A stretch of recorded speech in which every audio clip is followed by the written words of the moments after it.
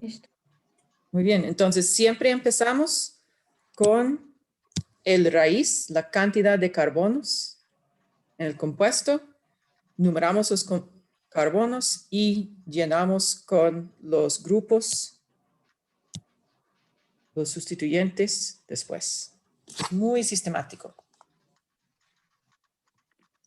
Excelente. Ok, las propiedades de los alcanos, incluyendo el punto de ebullición y la viscosidad. Aquí tenemos el metano, tiene punto de ebullición igual a negativo 164 grados Celsius. Okay. Entonces, es un gas y hay que bajar la temperatura menor de negativo 164 para que sea un líquido. Punto de ebullición también muy baja para etano, pero podemos ver que está aumentando conforme aumenta la cantidad de carbonos, hasta que el pentano es un líquido a temperatura ambiente, pero tal vez en el desierto, en un día muy caliente, se pasa un gas. Entonces, primera observación que vamos a tener es que, bueno, como en esta dirección, supongo, que el punto de ebullición aumenta y también la viscosidad, aunque no tengo los datos aquí.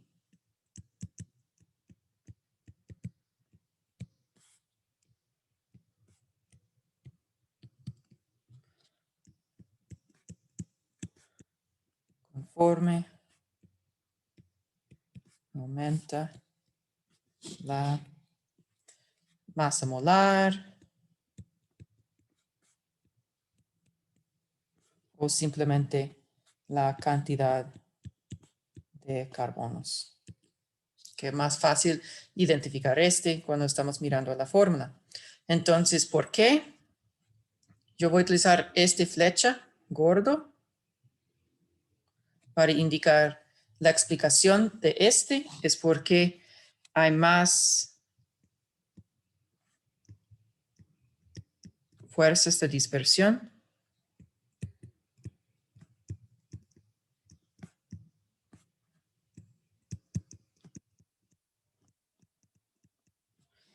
Y por lo tanto, es más difícil separar las moléculas.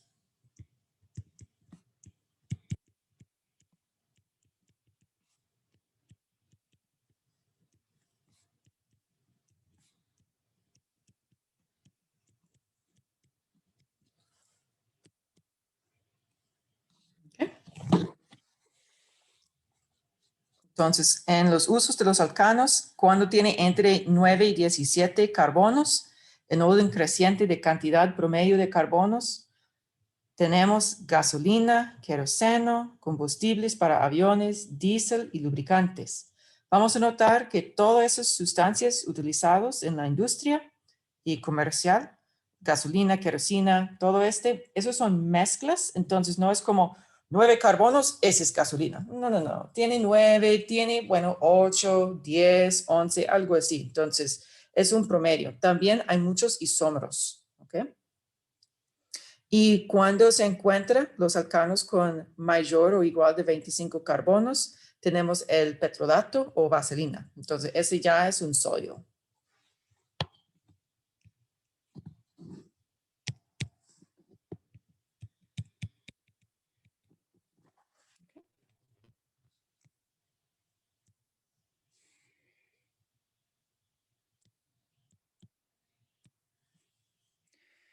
También la ramificación del compuesto afecta el punto de ebullición.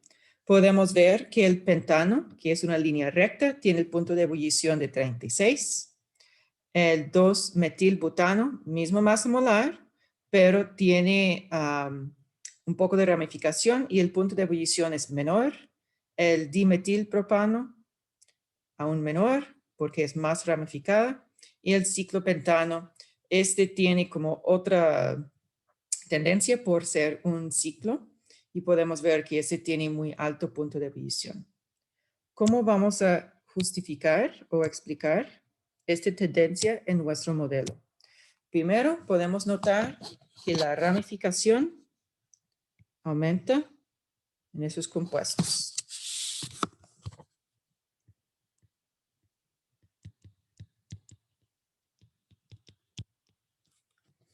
Y este tiene tendencia opuesta que el punto de ebullición.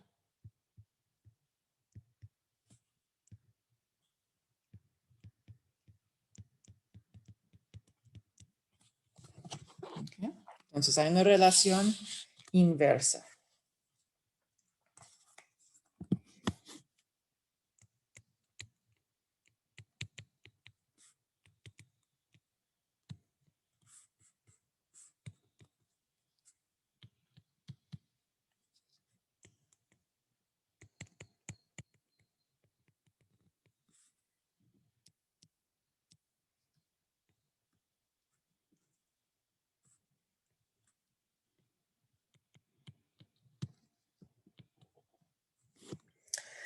Y es porque básicamente el pentano se nota, es una simplificación, pero es como un rectángulo. Sabemos que de verdad es en 3 dimensiones, entonces es un paralelepípedo rectangular. El 2-metilbutano tiene una forma como este. Y el dimetilpropano es tetraédrica, entonces es como una esfera.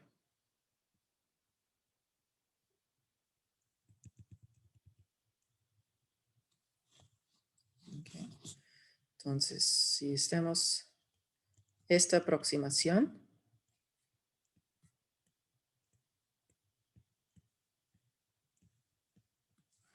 lo que notamos es que el área superficial es menor para la esfera.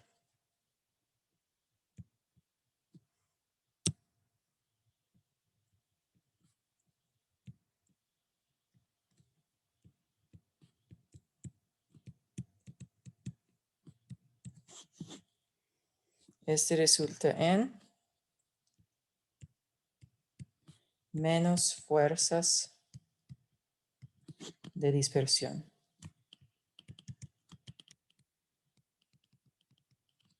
Podemos imaginar, si tenemos un recipiente lleno de esferas, las esferas no tocan mucho, ¿sí? Solo una pequeña parte de la superficie de 2 esferas está en contacto. Y literalmente necesitamos el contacto físico entre las moléculas para mantenerlos en un sólido o para que el líquido resiste fluir, si tiene alta viscosidad, cosas así. ¿Okay? En el caso de ciclopentano o ciclohexano, este es muy alta.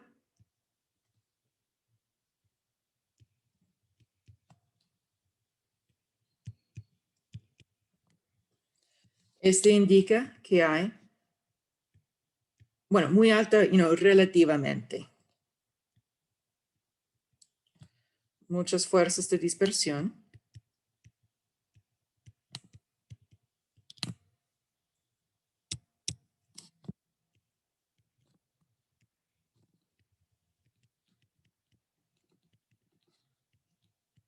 Indica que hay mucho contacto.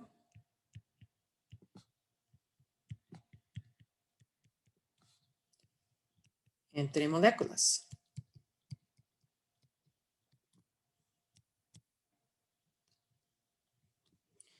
Y si miramos la estructura del ciclopentano, es aproximadamente planar. Entonces, este funciona un poco como monedas.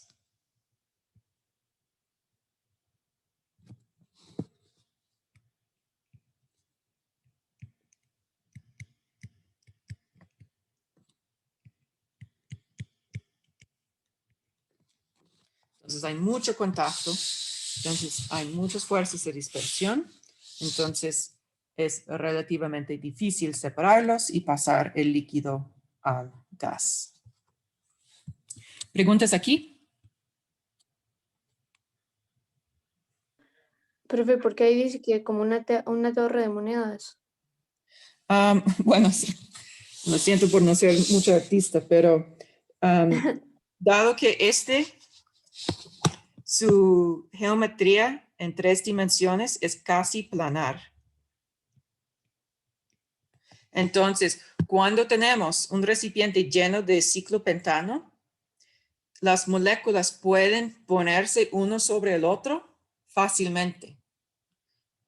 Y se puede imaginarlo un poco como monedas en un vaso. Si usted tiene un vaso de vidrio lleno de monedas,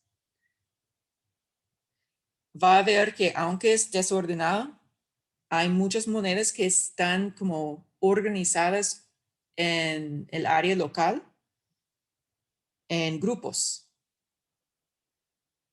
con la fase de una moneda a la fase de otra moneda. Ok, entendí. Gracias.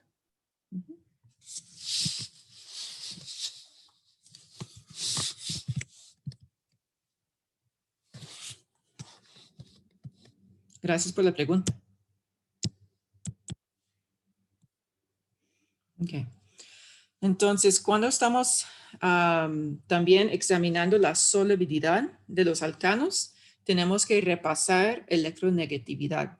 Aquí yo tengo, bueno, una tabla periódica abreviada con la escala de Pauling. Y esos números aquí, esa es la electronegatividad de cada elemento.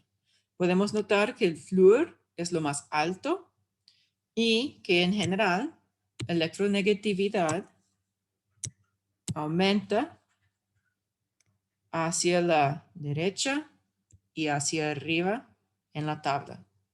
El oxígeno es el elemento con el segundo más alto electronegatividad y que la diferencia en electronegatividad resulta en polaridad entre 2 átomos. Entonces, tenemos átomo X, átomo Y, y están formando un enlace. Entonces, la polaridad, o voy a decir el tipo de enlace.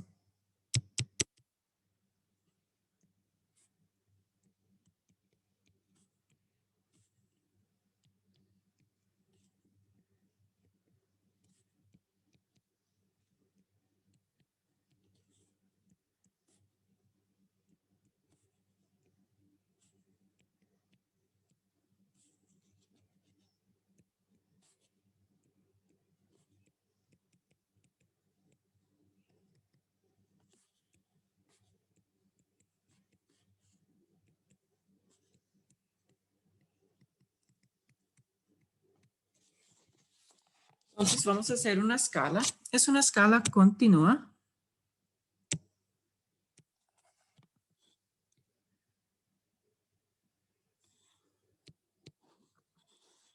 Voy a llamar diferencia electronegatividad. Entonces esa es nuestra diferencia en electronegatividad. Vamos a dividirlo cuando estamos a 0,5 o menos. Este corresponde a covalente no polar.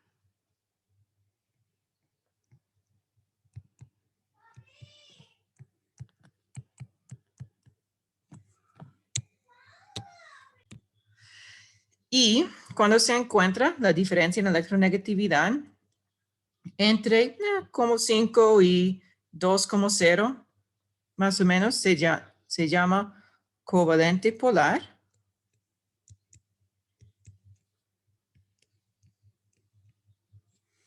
Y con diferencia en electronegatividad mayor que 2 se llama iónico. Lo que quiero enfatizar es que esta distinción es arbitrario, no es aleatorio, pero es arbitrario. Entonces, en la naturaleza, el enlace es lo que es. Y si ustedes siguen estudiando química y toman un curso de química inorgánica, lo que van a ver es que es un poco más correcto decir que es un enlace que tiene cierto porcentaje de carácter iónico, cierto porcentaje de carácter covalente. Pero para nosotros, en nuestro modelo, es suficiente simplificar la situación para decir que diferencia en electronegatividad menor que 0,5 es no polar. Entre 0,5 y 2 lo llamamos covalente polar y mayor que 2 es iónico. Okay. Entonces, si utilizamos, por ejemplo, el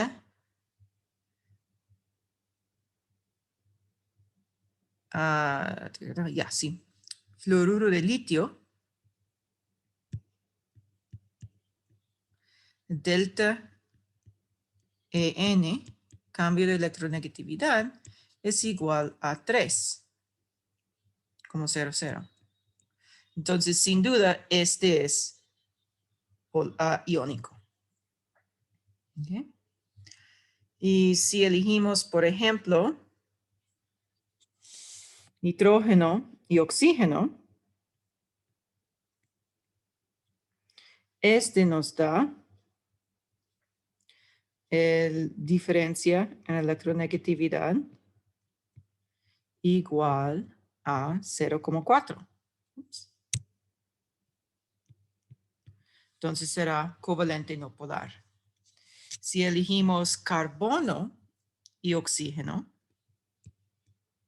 su diferencia en electronegatividad es igual a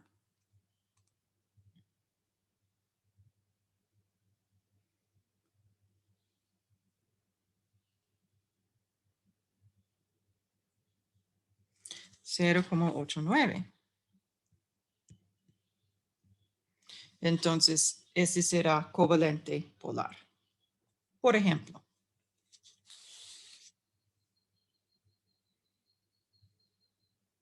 ¿Preguntas aquí?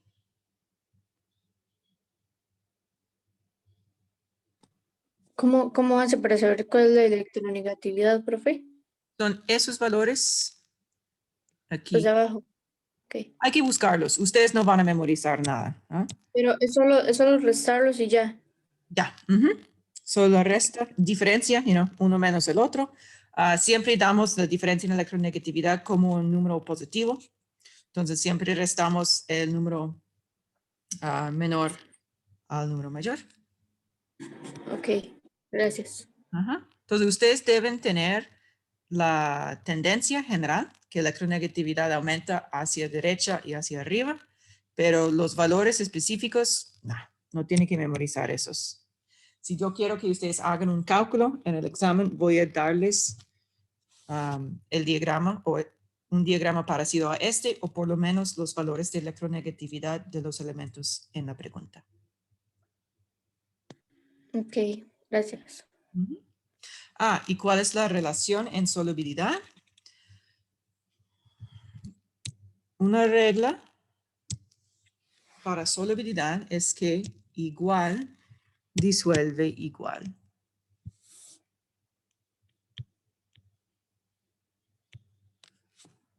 No está escribiendo.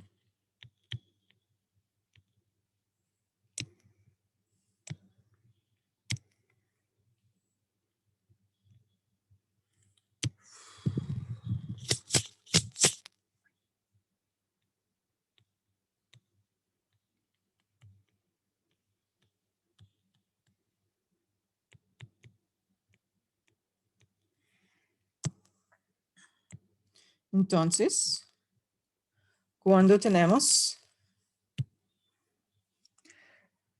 dos sustancias polares, esos son solubles. Bueno, voy a decir en un cuadro. Vamos a tener el disolvente dándome muchos.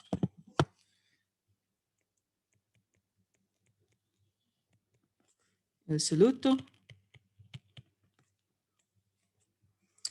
Y cuando ambos son polar,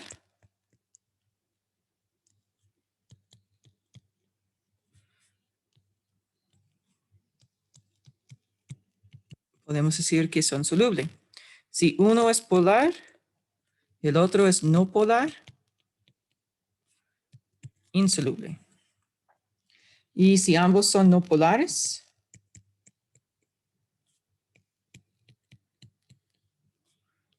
son solubles, etcétera. No polar y polar, tampoco soluble.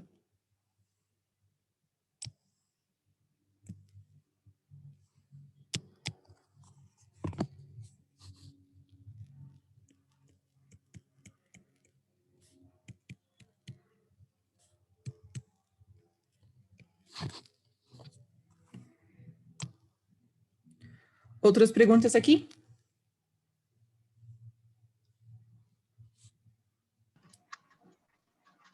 No, profe, bueno, al menos yo no. No. Ok. Ok, también hay unas reacciones, hay unas propiedades químicas de los alcanos, incluyendo combustión. Entonces, recordamos que propiedades físicos como solubilidad, viscosidad, punto de fusión, punto de ebullición, esos para realizar el proceso no cambian el compuesto. En una propiedad química o un proceso químico, vamos a romper y formar enlaces y vamos a cambiar la identidad de un compuesto.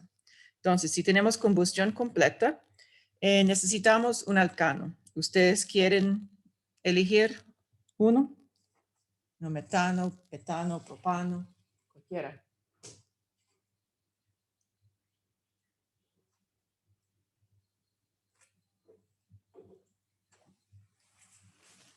Mucho más fácil cuando estamos en clases presenciales. ¿Cuántos carbonos quieren?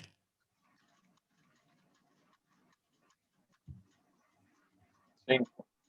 5. Por lo tanto, si es un alcano, ¿cuántos hidrógenos hay? 12. Muy bien. Entonces, doble la cantidad de carbonos más 2. Entonces, si es combustión completa, bueno, cualquier combustión, vamos a reaccionarlo con el oxígeno. Y en combustión completa, ¿cuáles son mis dos productos?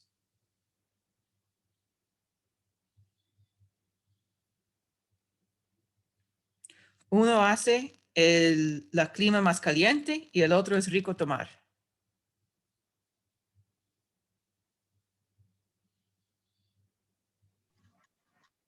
Carbono y agua, ¿no? Dióxido de carbono y agua.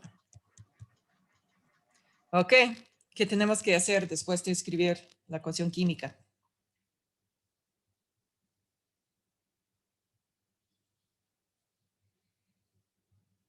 Hay que balancearla. Entonces, yo veo 5 carbonos en los reactivos, entonces voy a poner 5 carbonos en los productos. Yo veo 12 hidrógenos en los reactivos, entonces yo necesito 12 en los productos. Voy a poner un 6 allá. ¿Está bien? 6 por 2 es 12. Ahora, oxígenos. En los oxígenos tenemos 10 más 6. Tenemos 16 oxígenos en los productos. Entonces necesitamos 16 en los reactivos.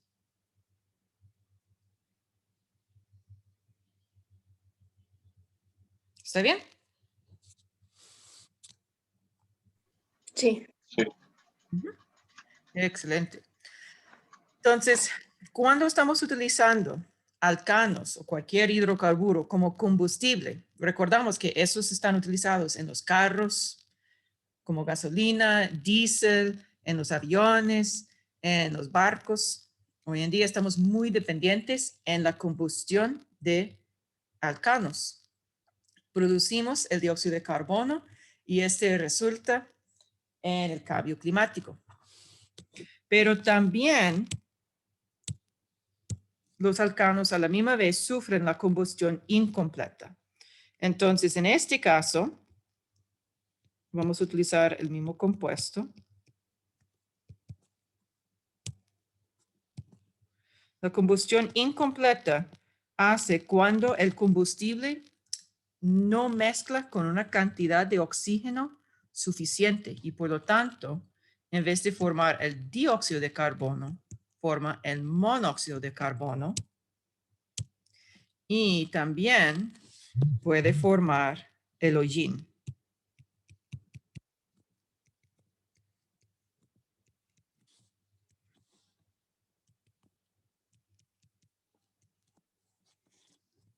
Okay. Entonces, cada uno de ustedes pueden balancear una de las ecuaciones. En orden alfabético, Brainer, usted hace combustión incompleta que resulta en monóxido de carbono y Rebeca, usted balancea la ecuación de combustión incompleta que resulta en carbono. De acuerdo. Ok, excelente. Entonces, en la combustión completa, notamos que tenemos 5 carbonos, necesitamos 5 aquí, 12 hidrógenos, 6 por 2 es 12. Y ahora el oxígeno es un poquito más interesante porque tenemos 6 más 5 nos da 11. Viene en una molécula diatómica, entonces correctamente necesitamos 5,5 oxígenos porque 5,5 por 2 nos da 11. Otra opción, a veces en el texto o en un examen, van a pedir que la ecuación química no contiene fracciones o decimales. En este caso, ¿cómo podemos cambiar?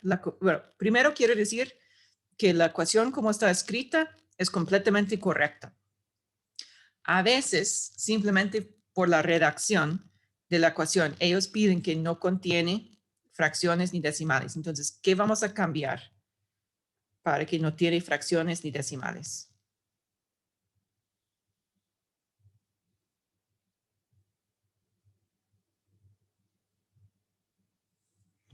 Lo que podemos hacer es multiplicar todo este por 2. En este caso será 2C5H12 más 11 O2 produce 10CO más 12H2O. ¿Ok? Entonces, hay que poner atención a la redacción de la pregunta, si es legal o permisible poner un coeficiente con fracción o decimal. Segunda, combustión incompleta, muy incompleta, resultando en solo el carbono. 5 carbonos, 2 hidrógenos, 6 por 2 es 12. Necesitamos 6 oxígenos y 3 por 2 es 6. Muy bien. Lo que podemos notar cuando mantenemos el coeficiente del pentano 1, en la combustión completa necesitamos 8 oxígenos. La combustión incompleta resultando en monóxido de carbono tiene solo 5,5 oxígenos, entonces menor oxígeno.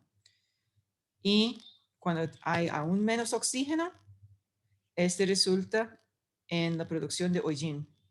Por esta razón, los motores de carros y muchos otros, pienso que los motocicletas y aviones, ellos tienen mecanismos para mejorar y aumentar el contenido de oxígeno en el pistón para que podemos maximizar la cantidad de combustión completa. La combustión completa, además de no producir el hollín que hace las superficies negros, ni el monóxido de carbono, que es envenenoso. Este también es más eficiente y produce más calor. Entonces, tenemos un motor que realiza combustión completa, puede empujar el carro por más kilómetros con menos litros de combustible.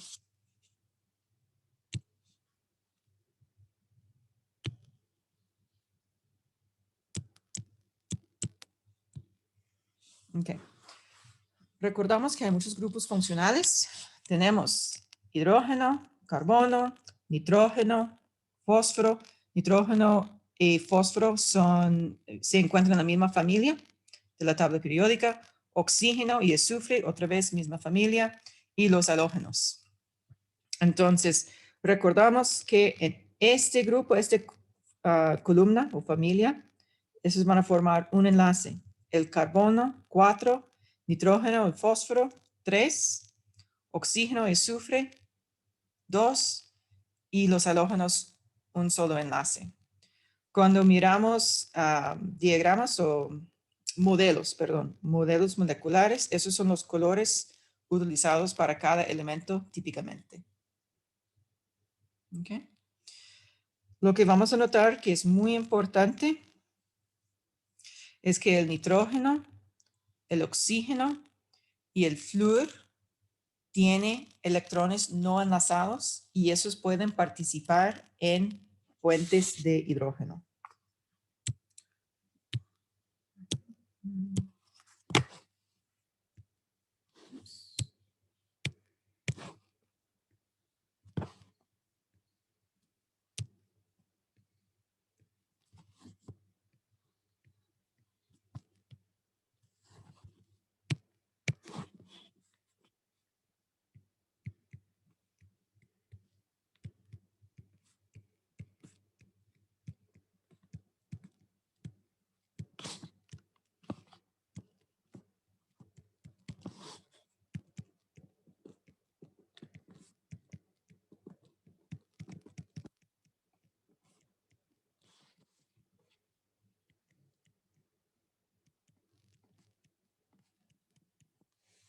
Y recordamos que para tener puentes de hidrógeno,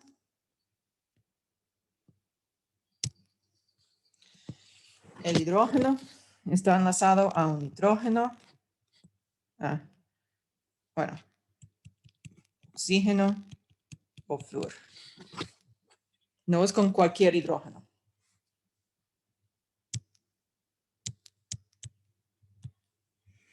Entonces, grupos funcionales comunes. Tenemos el alqueno, obviamente hemos visto que tiene carbonos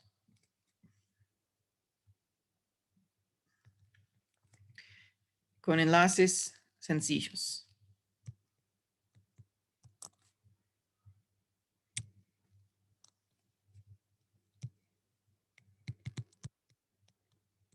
Okay. Por ejemplo, etano. El alquino tiene enlaces múltiples, específicamente el enlace doble.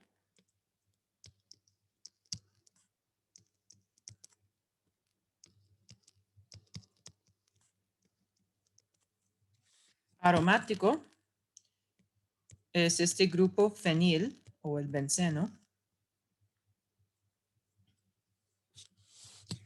Alcohol tiene un carbono enlazado al grupo OH. Específicamente es el grupo OH que se llama el alcohol. El tiol, muy parecido, excepto que es el SH con el azufre. El éter tiene enlaces con carbonos al oxígeno y después a otro carbono. El aldehído es un carbono con un enlace doble al oxígeno y un enlace sencillo al hidrógeno. ¿Ok? Este otro lado aquí puede ser cualquier cosa. La cetona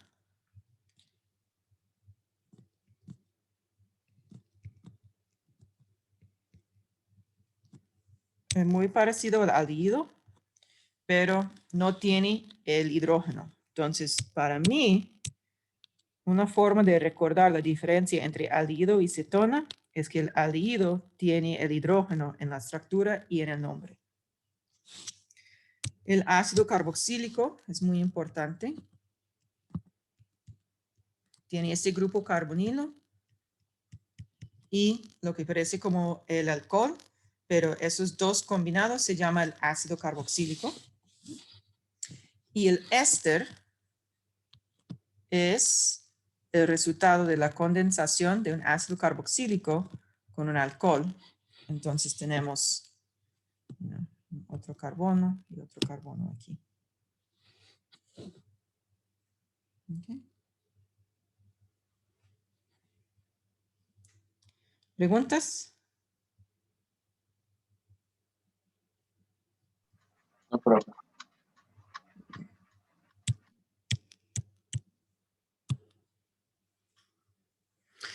Entonces aquí ustedes van a reconocer.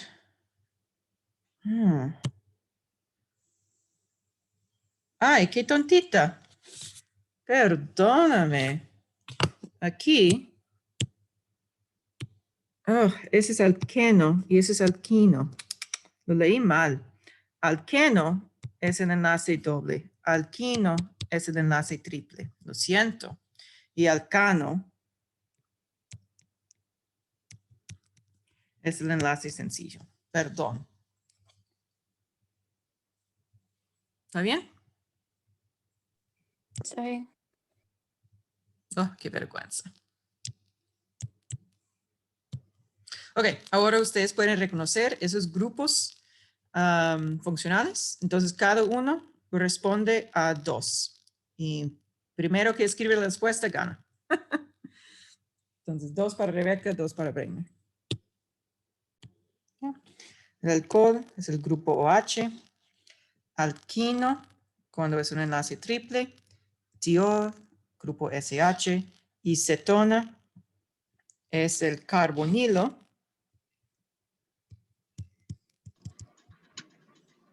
con carbonos a ambos lados. ¿Ok? Profe, Dígame. el del alquino es, digamos, es porque hay un enlace triple entre los carbonos, ¿verdad? Correcto. Ah, ok.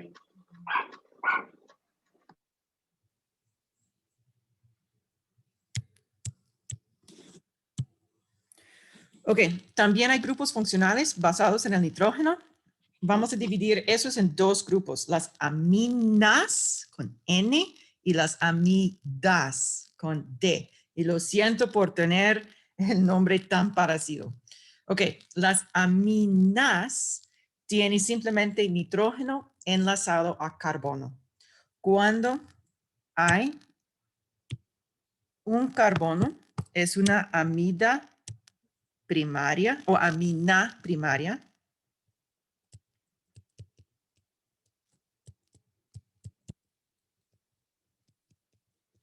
Cuando está enlazado a 2 carbonos es secundaria. Una amina secundaria. Y enlazado a 3 carbonos es una amina terciaria. Vamos a notar que en cada ejemplo aquí tenemos un par de electrones no enlazados.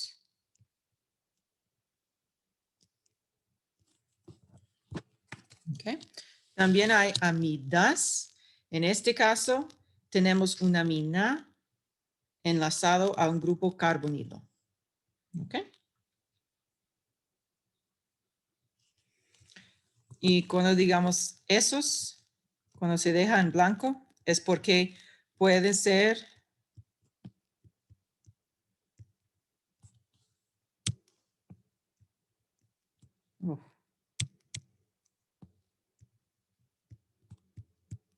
carbono o nitrógeno.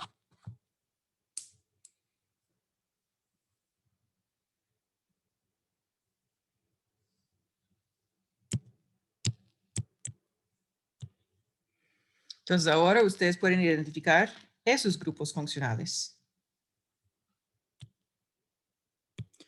Entonces aquí, amina secundaria porque hay 1, 2 enlaces entre el nitrógeno y un carbono, o bueno, 2 carbonos diferentes. Ese es el grupo que es un éster. Y cuando es el mismo, pero solo tiene un enlace a un carbono, en este lado del carbonilo, es un ácido carboxílico. Es un ácido porque este protón aquí se ioniza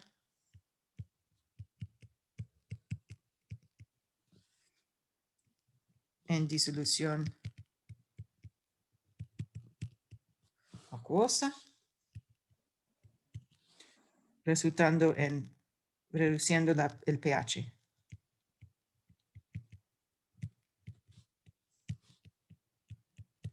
Okay. Ese es el hidrógeno acídico.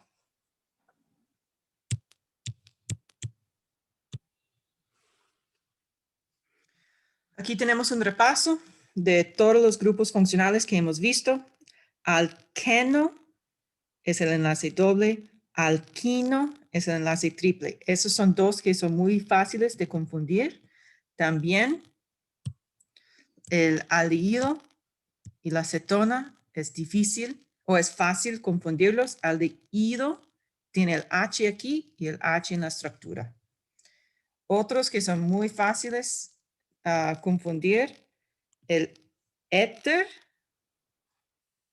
y el éster, porque la única diferencia es el S. Entonces, para recordar tal vez éster con el S tiene más letras y tiene la estructura más complicada. Okay. Y amina y amida, el D de amida es una letra alta, como el grupo carbonilo, que es como un grupo funcional alta. No sé, cada uno tiene que decidir cómo va a memorizar esa nomenclatura.